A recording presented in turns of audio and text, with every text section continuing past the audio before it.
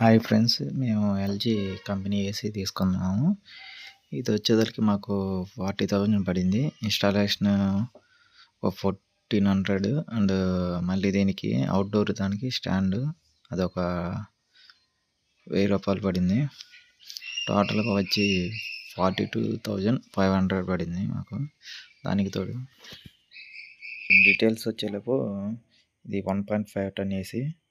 Maximum cooling capacity వచ్చేసరికి 5,000, minimum వచ్చేసరికి ఏమో 2,500.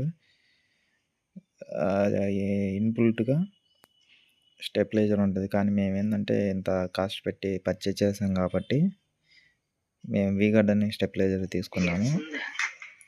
వచ్చేసి మినిమం 15 మినిట్స్ పడుతుంది, అంటే రూమ్ లెంత్ని బట్టి. రూమ్ తక్కువ ఉంటే 10 మినిట్స్లో కూలింగ్ అయిపోతుంది. ఈ టెక్నీషియన్ వచ్చేసరికి సర్వీస్ చార్జెస్ 1,400 ఛార్జ్ చేస్తారు. ఒకవేళ కావాలనుకుంటే దానికి సపరేట్గా 1000 రూపాయలు ఛార్జ్ చేస్తారు.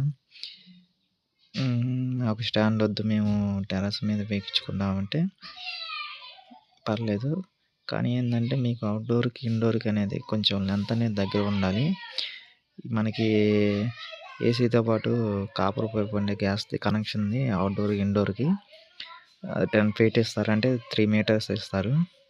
ఒకవేళ అది సరిపోకపోతే వాళ్ళు తీసుకురమ్మని తీసుకొని వస్తారు. బట్ ఏంటంటే ఎవ్రీ 1 ఫీట్కి 4,000 ఛార్జ్ చేస్తారు.